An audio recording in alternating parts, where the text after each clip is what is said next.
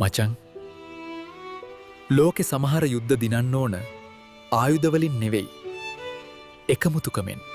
අයියයි මල්ලියයි එකතු වුණා. මාගමයි දිගාමඩුල්ලයි එක වුණා. දැන් සිංහයා සටනට ලෑස්ති. මේ ගමන නිකන්ම ගමනක් නෙවෙයි. මුළු රටම එක හුස්මක් වෙච්ච ගමනක්.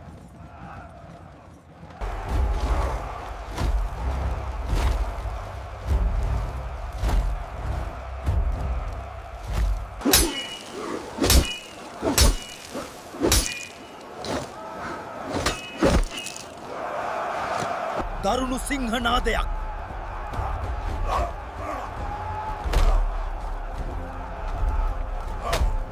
විජිතපුර බලකොටුව හෙලවන්නවත් බැරි යකඩ පවුරක්. යෝධ විජිතපුර බලකොටුව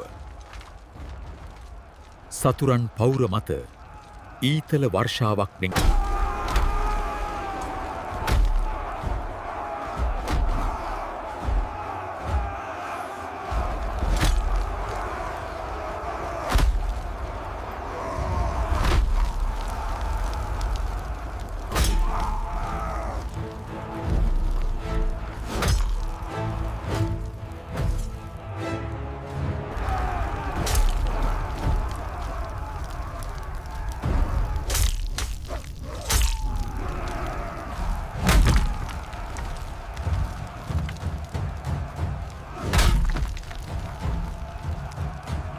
ඒත් අපේ කඩොල් ඇතාට ඒක මහ ලොකු දෙයක් වුණේ නෑ.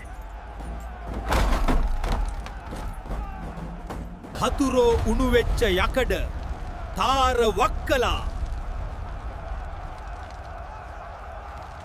සතා වුණත් ඒ වේදනාව දරාගත්තේ රට වෙනුවෙන්.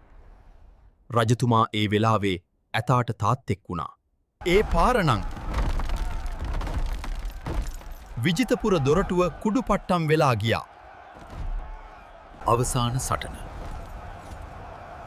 මේක ලේ හැලෙන යුද්ධයක් කරන්න අපේ රජතුමාට ඕන වුණේ නෑ. මචං ඉතිහාසයේ දැකපු ත්‍රාස ජනකම තත්පර ටික පටන් ගත්තේ මෙතනින්.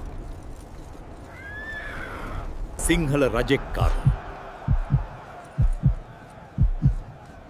මුහුණට මුහුණ එක පහරයි. දශක ගණනක පාලනය අවසන් වුණා. හතුරෙක් වුණත් එලාර කියන්නේ ධර්මිෂ්ඨ රජෙක්. ගැමුණු රජතුමා ඒ මනුස්සකමට ගරු කළා. එතුමා අණ කළා. මේ සොහොන ළඟින් යද්දී කිසිම කෙනෙක් බෙර ගහන්න එපා, රථයකින් හෝ අසුපිටින් යන්න එපා කියලා. යුද්ධය දින්නා. ඒත් රජතුමාගේ හිත හෙව්වේ වෙන දෙයක්.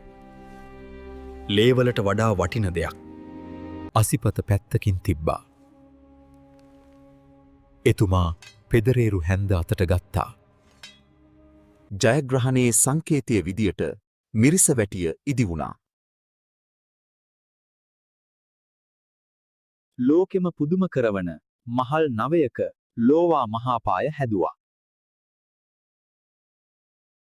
ඒත් රජතුමාගේ හීනය වුණේ රුවන්වැලි මහා සෑය. මේ ගඩොලක් ගානේ තියෙන්නේ සිංහල ජාතියේ ශ්‍රද්ධාව. රට එක්සේසත් කළේ රජ කරන්න නෙවෙයි, සම්බුද්ධ ශාසනය බබලවන්න. එතුමා අපිට කියල දුන්නා. සටන් කරන්න ඕන දිනන්න විතරක් නෙවෙයි, රකින්නත් එක්ක කියලා. සතුරෙක් වුණත් මැරුණම ගරුකරපු දුටු ගැමුණු රජතුමාගේ ඒ මනුස්සකම. අන්න ඒකයි අපි ඉගෙන ගන්න ඕන නියම සිංහලකම. එදා රජවරුන්ගේ තිබුණු මේ උතුම් ගුණාංග ගැන ඔයාට මොකද හිතෙන්නේ? ඔයාගේ වටිනා අදහස අනිවාර්යයෙන්ම පහලින් කමෙන්ට් කරන්න. මේ අපේ ඉතිහාසය, මේ අපේ උරුමය, මේක මුළු ලෝකෙටම දැනගන්න. මේ වීඩියෝ එක දැන්ම ෂෙයා කරන්න.